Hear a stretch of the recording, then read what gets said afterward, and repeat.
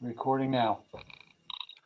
Good evening. We're going to start the meeting for the Yardley Borough Sewer Authority, February 10th, 2021. I want to start by introducing our newest member, Mr. Mark McDevitt. And Hi, Mark. Hi, everybody. Mark was confirmed last Borough Council meeting. I think it was Tuesday. Was it last Tuesday? Last Tuesday. So welcome aboard, Mark. Thank you, Carl. Okay, so we're going to make a, anybody want to make a motion to approve the minutes? So moved. Second, Do we have a second? second, We have a second? Who was that, Rich? Rich. Yep. I didn't even know you were here, Rich. Okay, so we have a motion to accept the minutes. We have a second. All in favor? Aye. Anybody here from the public tonight? Anybody Don't here from think Yardley so. Borough? I'm sorry, Cheryl? No, I don't think so, but I am going to be in the habit of putting the link on our website in case we do have anybody that wants to join. Okay, sounds good. So it was up there. It was up on the website. And there's nobody here from the public, nobody here from the borough. Is Mr. Smythe with us tonight? I don't think he's on yet. He usually comes at 7:30. Okay, we'll get back to Mr. Smythe. Yeah. Committee report, Mr. Cole, Mr. Perella. I don't have anything on our pump station committee. nothing. It looked like it got plowed out pretty good the past few storms. And Phil will be filling us in on a problem with the generator. The fuel is not, the fuel's so cold, we want to put a heater in to heat up the block, Alex, to help it exercise itself. It's been not behaving itself. So we got to see what the issue is there. Financial reports. We got Cheryl. Yes. Okay. Profit and loss, balance sheet, everybody has those. Delinquent accounts. The only thing I have to say about delinquent accounts, I mean, Carol's been keeping after the delinquents with letters, but we still can't do it. The water company still isn't doing any shutoffs, but they've been communicating with us, and it seems like they're going to start shutoffs again in April. So that's good, I guess.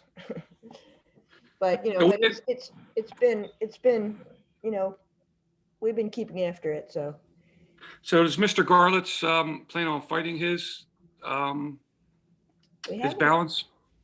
Have we heard from haven't him? really heard it. Have we? Yeah. So after last meeting, I got back to his son, Brian, and I let him know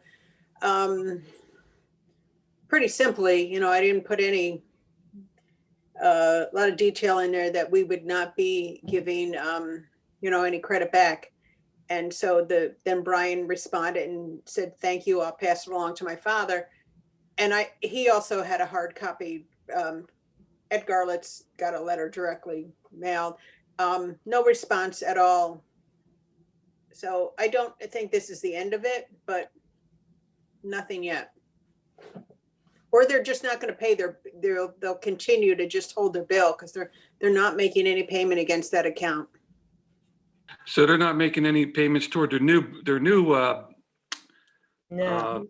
water consumption. They're just going to hold on to their position and see what we do about it down the road, I guess. Yeah, once the leak stopped and their bills went down, they're not paying those either. All right, so we'll get Blake to work on that. I'll get your opinion on that, Blake, at some point in time. Yeah, I'm sorry. I just checked out to deal with something here. Could you repeat that, Carl? Well, we're talking about number 22 on the delinquent list, Mr. Garlitz.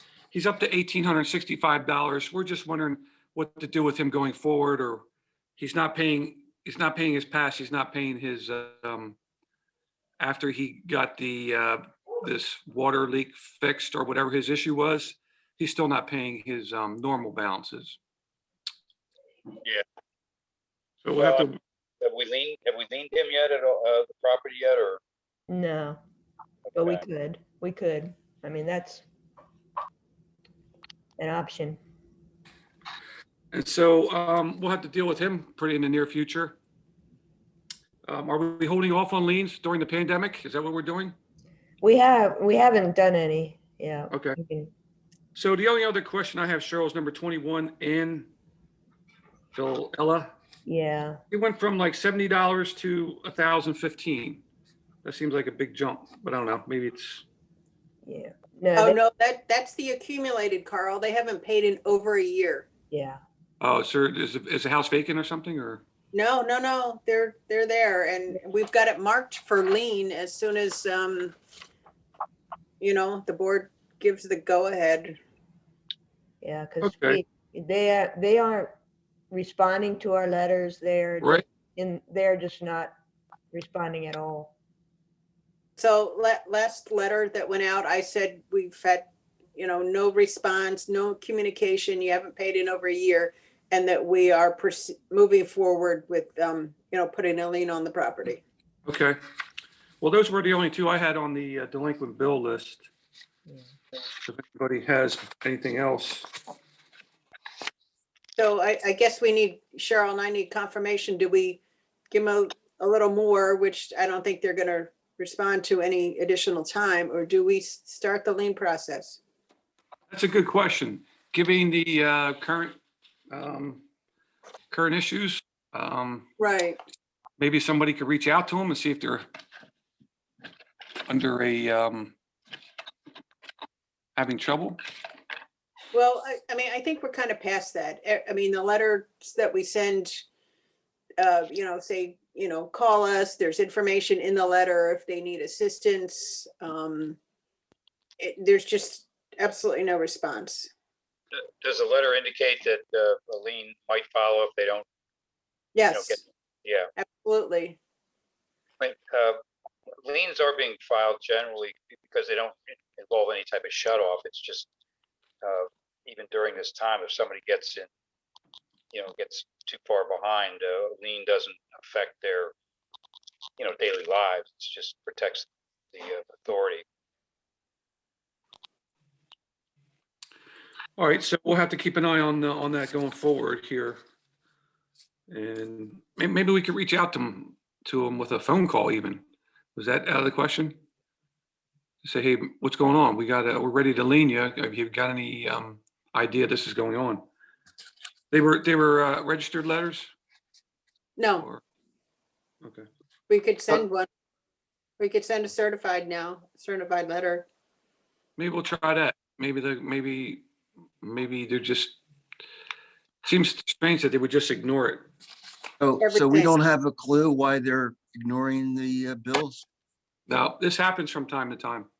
And Cheryl, it's happened with them from time to time before, right? Yes, they were liened, a few years ago, but then they paid the lien off. All right, so this is just like round 2 or 3 of their payment process. I mean, they take a break and then they get caught up and then they go back on it again. Yeah. Did they ever catch up? Yeah, at one point they did. Okay, and- well, maybe they'll do it again. Yeah. So, anybody have anything on the authority bill list? Oh, yeah, I'm really sorry. I was late on the bill list getting it done, and then I forgot to send it out to everyone. So I just sent it out to, and Mike, I didn't have your email at home. So I sent it to Rich and I sent it to Mark, and Carl had a copy already. So sorry about that. That was my mistake. But most of you have it. Mike does not have it. Prove they be paid. I'll make a motion that we pay the bill list. Second it. Second by Mike. Any discussion? All those in favor? Aye. Aye. Aye. Okay, Cheryl, you're still up. Okay. My report, let's see. The only thing I wanted to mention was 160 Harper Avenue. There was a subdivision, Ray O'Hara, he subdivided his property into his own, in two other lots. So now there's 3 lots there, and he sold the 2 of them. So the new owner approached us, and there's a existing garage on on this one that we're talking about. There's an existing garage, and the new owner wanted to put utilities. So he put water and electric there, but he also wanted to run a sewer line there. There isn't one. It was just a garage with no utilities. So long story short, he's been denied by zoning. So I would like to think that's the end of it, but Paula thinks that he's going to appeal it. So I just wanted to mention it because it might come back. But right now we don't have to worry about it because he was denied by zoning. So they felt that he was trying to make it into a dwelling. Zoning felt that way because he put 20 electric outlets in that garage. That's the big garage that was just added onto, right? Yeah, yes. Okay, yeah. So they asked him how many outlets he put, and he said 20, and they thought that sounded a little excessive for a garage space. All right, so we may see him and we may not, right? So he may try to appeal, and I just wanted to bring it up in case, but for now, we don't have to really worry about it unless he comes back. Now, would that's just the garage there, but would that fall under the moratorium, Alex? Or Blake? Yeah, no, we couldn't just give him a new connection. You're Well, right. that's the other part of it is Ray O'Hara, before he sold those lots off, he purchased 2 EDUs, I think in anticipation of, having those to go along with the sale. So he did purchase those in 2019, I believe. So, Well, but are you saying that zoning is resisting him putting a house on one or both of those new lots? yes. So Well, no, he wasn't proposing a house, but he wanted to put utilities to the garage that's already there. And he's renovating the garage, he's adding on to it, he's fixing it up, but he keeps insisting that it's just going to be a garage. He's not asking, he's not asking to build a house there. He's just saying he wants to improve I think he wanted like a bathroom is what he initially the wanted. garage, right? And he was denied that because they thought he was going to take it a lot further. yeah, I mean, if it walks like a duck, Yeah, right, he's got the electric, he's got the water, he's trying to get the sewer. right. So that was, I think. Go ahead, Mark. You got something to say? Yeah. I'm sorry, I'm like in the learning mode here. What does an EDU stand for? I'll let Alex take that over. Equivalent dwelling unit. Jill's got it. Okay. It's a unit of measure of sewer capacity, and it's basically the equivalent of a single house connection. Okay, so he bought 2. So how many are for sale by the borough in total, or that's None are unlimited? readily available now because of the connection management plan that we have in place. There's a waiting list for them. And that's why the question came up. We don't have, on paper, we don't have readily available capacity. So anybody who wants to buy it at this point has to get on the waiting list. And the waiting list is pending the completion of some sewer improvements that are in the works to restore the capacity of the system. So you have one for your home, I have one for my home. Some people Yes. have, I'm just wondering how he could buy 2 and then it gets denied down the road, sort of. Well, he was denied for a zoning issue. Yeah, Sound- but He was trying to put a dwelling unit with a bathroom. electric in there, and the zoning board, it sounds like they caught that and said, no, you can't have a separate living quarters. Yeah, But he- Oh. and I really don't know if he was, if he would be allowed to build a house there. Maybe it is possible. I don't think that even came up, but So. Well, if, How much do they cost and would he get a refund? no, he would not get a refund. No, my question, Cheryl, to Mark's point maybe is too, did he purchased it before the connection management policy or plan went into effect? No, he got on the waiting list and he came up on the waiting list and. Oh, and oh, when he came up with one of the milestones and then he went ahead and purchased them? Yes. Okay, Because I think he knew he was going to sell those 2 lots and he thought that would be, I guess, a selling point to have an EDU, available. yeah, for sure. So technically, he owns those EDUs and if he can get through zoning and the borough to actually put houses there, the authority is obligated to give him service because he does own those EDUs. Right. well, I think the guy built himself a big elaborate garage. And he wanted to store his vehicles in there. He's some nice cars. And I think he wanted the place to, have a bathroom while he worked on his cars or took care of his cars. But we know what that leads to. Oh, now, by the way, the property on River Road, where we denied first we approved for the guy to put a sewer line to his garage. I don't know if you recall the gentleman. Cheryl, help me out with the name. Deck. Edward and Elba Deck. Albert Deck. Yeah. Well, I heard he sold it. And I heard the new owners are looking to restore that sewer line to the garage. Just a heads up. But anything more on that? So to answer your question, Mark, you can buy multiple EDUs.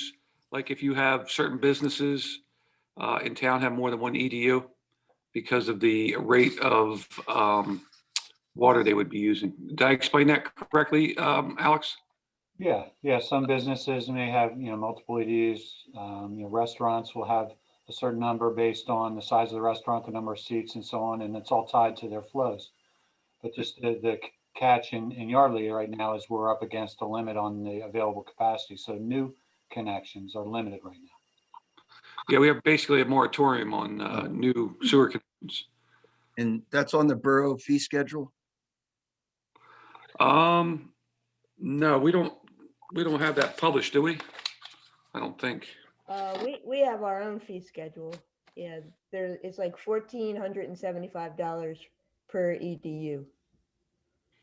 Yeah. Thank you. What other communities call that a tapping fee, Alex? Yeah. Okay. That's right. All right, so, Cheryl, you have anything else? No, that's all I have. Okay. Brian or Alex? Good evening. I guess I'll start. Starting with what's on the agenda here, the Marsville treatment plant capital upgrades. There's no real update on that, just like we've been going in the past. We haven't heard anything at our office. Cheryl, were you did you reach out to John Miranda at all to see if there's anything? I didn't, but I will. Okay. So on that note, Mark did send me something that was published about John went ahead and made the arrangements to buy the property at the Brownfield site at USX Keystone Industrial. Did you know about that, Alex? Did he pull that off?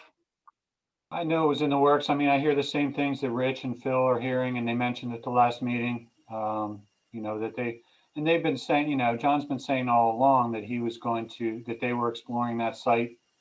They had moved from potentially a site in the borough, and then worked their way south to where they were looking at USX. And I think what changed more recently is that a developer came into the USX site and bought a bunch of it up and in the process worked out, a deal with Morrisville that was kind of a, version of their deal that they already had in the works with USX, but it kind of changes things, but it doesn't. They're still planning to build a plant down on that property from what we hear. Okay. So, I'm sorry, Brian, please continue. Ah, I just sure. bring this idea. But to Brian's point, just so you know, we've all heard these things. That Morrisville hasn't come to us as Yardley engineers lately and said, hey, by the way, this has changed or something's new, or, we want to get back to the table and all that, and I think maybe part of that is, as we've known for a while, is Laura Makefield that kind of really walked away from the table and then sold their system. And so that kind of stalled the whole process between the municipalities. Well, from what I've read about it is, $1.5 billion is going down into that area to redevelop it. And Morrisville has a sweetheart deal to provide, water and sanitation services. So I guess, in my opinion, it's going to get done. That deal wouldn't have happened without, a lot of things paved the way in advance. So they're going to have it. I would bet on that. Well, John said he was going to pick up new business in that area if he built that plant on that site. So maybe that's the new customers he was talking about. Well, there's going to be enough customers equivalent to a small town for sure. That's good. 5 to 10,000 permanent employees in that space. Wow. 18 to 20 warehouses. Or other concerns. There's concern over the industrial waste that might be generated. We have to watch out for that. Well, we'll say that we'll save that discussion for another day on what should go into a new plant. But Brian, please proceed. Sure. Other things we're working on, which I mentioned last time, we're getting the request for proposals together to send out to plumbing contractors for the clean out installations. And we're targeting Breeze Drive this year. So we're in the process of getting that together. And then also we're beginning there, preparing the Chapter 94 report for 2020. It's the annual report. Cheryl, I just shot you an email late this Yeah. afternoon to you. Yeah, I'll get that to you Sorry. tomorrow. Yeah, so, obviously the flow data from, Lower Makefield and what we have for the pump station. So we Okay. can, get a start on that. So I'll work with you, get that together. The only other thing is the joint use sewer project. Just continuing working with Blake on the easements, and I guess we can discuss that, the specifics of that later on. I'll let Blake handle, I guess, that report. So those are the items we're working on currently. So Mark, we're going to be doing a construction project and replacing a sewer line. I can tell you more about this after the meeting, but Brian putting together all the plans and specs for that right now. Oh, by the way, how are we making out with Mr. Nolan? I think probably during my report, I probably should cover some of those things in Okay. executive session, the acquisition of real estate and potential litigation. So I'll bring you up to date on that. Okay. Okay, Brian, anything else? That's it. Okay, so Blake, before I get to you, can you mind if I jump back to Phil? No. What is Thanks. report? Wake up, Phil. Phil, are you with us? Yeah, I'm listening and reading. Phil, we have a new board member, Mark McDevitt. Just want to let you know that. Hi, Mark. Hey, Phil. Mark, that's Phil Smythe. He's our pump station operator. Welcome to the circus. Thank you. I'd love to take a little tour of the pump station. Anytime. Yeah, it'd be my pleasure. Great. So, so the generator issues, I think we resolved them pump station committee, I had a discussion with the pump station committee and gave them an update last week. I went and got a bunch of different fuel additives and put those in because I had a suspicion that maybe there was a problem with that because it was delivered late summer. I think we had the tank filled, and I didn't know if I think the guy that puts the fuel in there, I think it's heating oil. So I don't know if it's got the winterization additives in it or not. So I put the chemicals in, the additives, and gave it a test run, and it seemed to run better after that. Still had trouble, but it improved it. So did a little bit more fishing around and discovered that it appeared the block heater had stopped working. So we got the block heater was in an area of the cabinet where it really was not accessible. So I had gotten a hold of Industrial Diesel because basically it was kind of an emergency situation. I didn't want to have to get an emergency generator out there. We had the nor'easter and all that stuff going on. So we kind of made it through there without any issues. But had we needed the generator from a power outage, I would have had to have gone over there and manually started it. And that was about a 50-50 shot that it would actually run each time. So Industrial Diesel came out last Friday and they were able to get the old block heater out. And I had them install a new one, but I had them move it, relocate it to an area closer to the door, to one of the cabinet doors, so that in the future, if we choose, we can replace it ourselves next time. So that's working fine, and generator seems to be okay now. Everything else at the station seems to be okay. The snow removal people did come a couple times. And so that's been okay. I believe there was a invoice sent over from the diesel people to the office, Yeah. and I think it's actually in the packet maybe. But they had asked me about a service contract when I was talking to them, and I told them, yeah, sure, send us a quote on it. Do we need it? I don't think so, because my experience with these service contracts is it's kind of a license for them to find problems that don't exist. I don't mean these particular people, but just with other companies we've had in the past. I haven't had good experiences with them in general, but I think it's been maybe 8 years or so, maybe a little more, that we have not had a service contract. I've just been taking care of it myself. And then the sewer authority reimburses me for the oil and the filters and things like that. And that seems to be working fine. So unless, I don't know if that quote came over for the service contract, but Yeah. obviously if the board feels that that's the way they want to go, that's fine too. I think that usually includes a yearly maintenance, oil changes, fuel filters, oil filters, air filter, all that kind of stuff.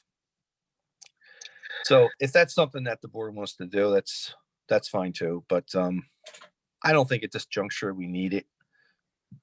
We've probably saved $10,000 to $12,000, if not more, over the past 8 or so years by not having one. Just because I remember when Carolyn was here, we talked about this. There was it seemed like every year they would come out, they would find problems that they would, oh, you've got to do this, you got to do that. I know that water pump's going bad and this and that. Well, the water pump's still working fine. How many years later is it? So that's all I have. So what do you reckon a new generator would cost us if we had to replace that cabinet and all? I don't think we need that. No, the generator, that's a good generator. It's a good, it's a Volvo diesel. It's a good engine. It's a good solid engine.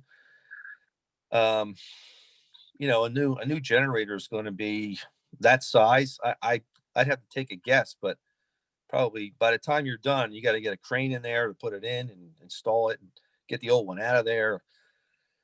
100,000? How much? 100,000? No, probably not 100, but I'll bet you it's 60, 70 grand.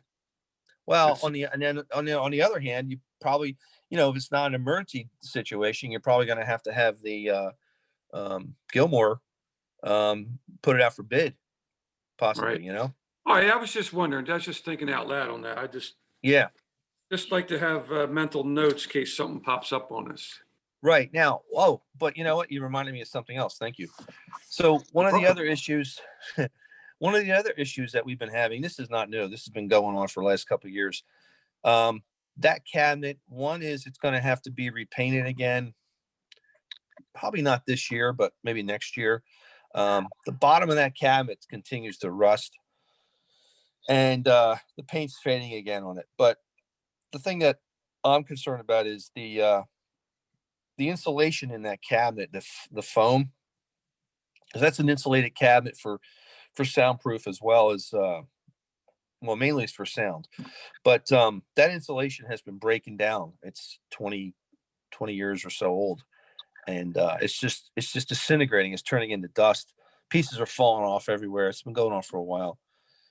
So we don't really have, like, besides the fact it's making a mess, it's also, we're losing our sound, our sound dampening, which, probably isn't a great idea there. Can it be So- replaced? I don't know. I think that's something, I don't know, Alex and Brian, I don't know if you guys have had any experience with something like this, as far as getting a generator cabinet re-insulated or anything like that. Sounds like special work. I think it can be, I recall we looked at that years back, and I thought we had gotten, and I guess that's when it had gotten repainted.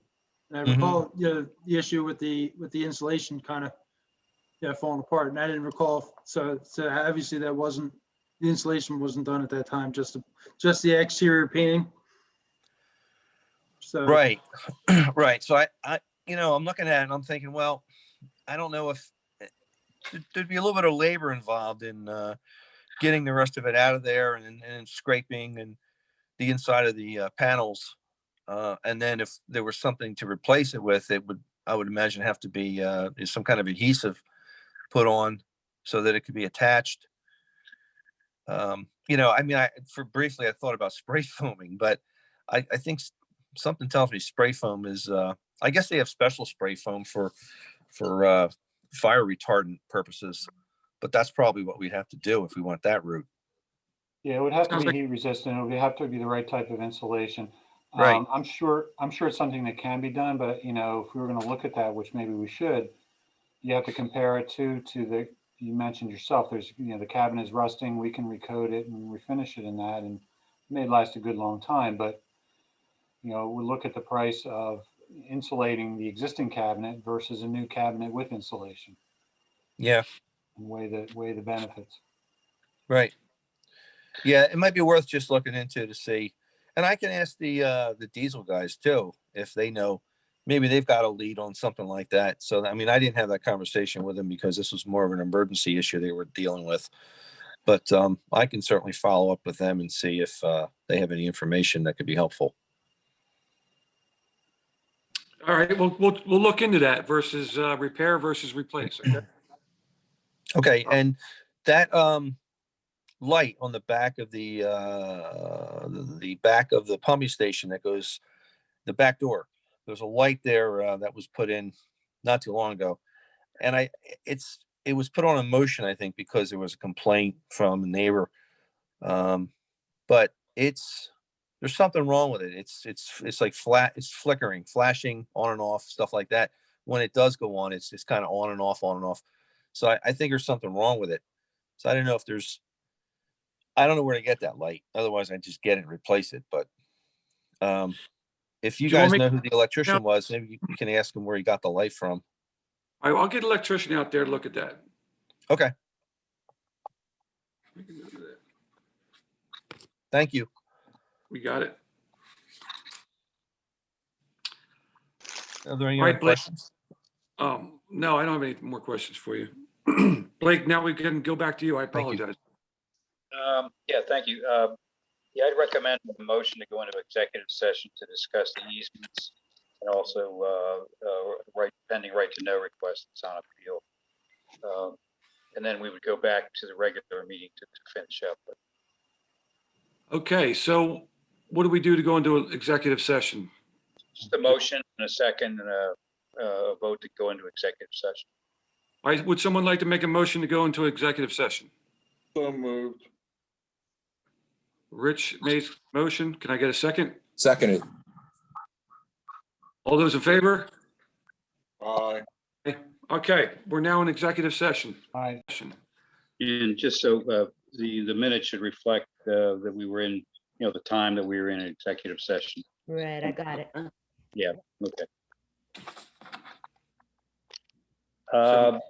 and That's- Carl, just to repeat, we are back in regular session and we are recording. That's all I have, Carl. There's an item under new business that is also on my report, but I'll wait for that. So that's the end of my report. All right, thank you, Blake. So do the authority members have anything? Rich? Yes, I have a question with respect to the Lobster Lady building. Did they come in and ask about a grease trap, whether they need one or not, so forth? I found out that I assumed because Landolfi's was there and they had a grease trap, so I assumed when the lobster place went in there, they would just use that. But Wes and Paula told me that Landolfi's took the grease trap out of there. So now they told me that I really need to contact them by letter, or probably by letter, and tell them that they need to have one, because they might have one, but it hasn't been inspected or anything. All right, well, So I will do that. but they Well- also, it has to be sized also, so our engineer has to be involved in that, I think. Right. Yeah, I'll give them paperwork on it and tell them what they have to do. Okay. But yeah, I wouldn't have known about that, but I guess Wes found out about it and passed it on to me. He also approached me about it. Yeah. Okay, Mike, do you have anything? Nope, I'm good. All right, I don't have anything either. So we're going to move on to old business, which basically did we cover that already? I think we talked about that pretty good, didn't we, Brian? Yes. Yeah, I think so. Yep. Okay, new business, release of maintenance bond for Yardley Walk. Yes. I was contacted by a representative from Yardley Walk, and I guess there was an old maintenance bond from a few years ago, and she wanted to know if we could release it. I couldn't find a copy of it anywhere in the office. I looked everywhere. I found a different maintenance bond with a release, but this one I could not find. So the Yardley Walk gave me a copy of it, and basically we just need board approval to release it. And then she gave me a form letter that I can send to the indemnity company, and that'll be it. So nobody, I don't think there's any outstanding issues with the sewer for Yardley Walk. Brian reminded me that they weren't the engineers. I forgot. I'm glad you told me that, Brian. I forgot. I think it was D&B Guarino. But anyway, it just needs to be released like officially. So we just need board approval for that. Everything sound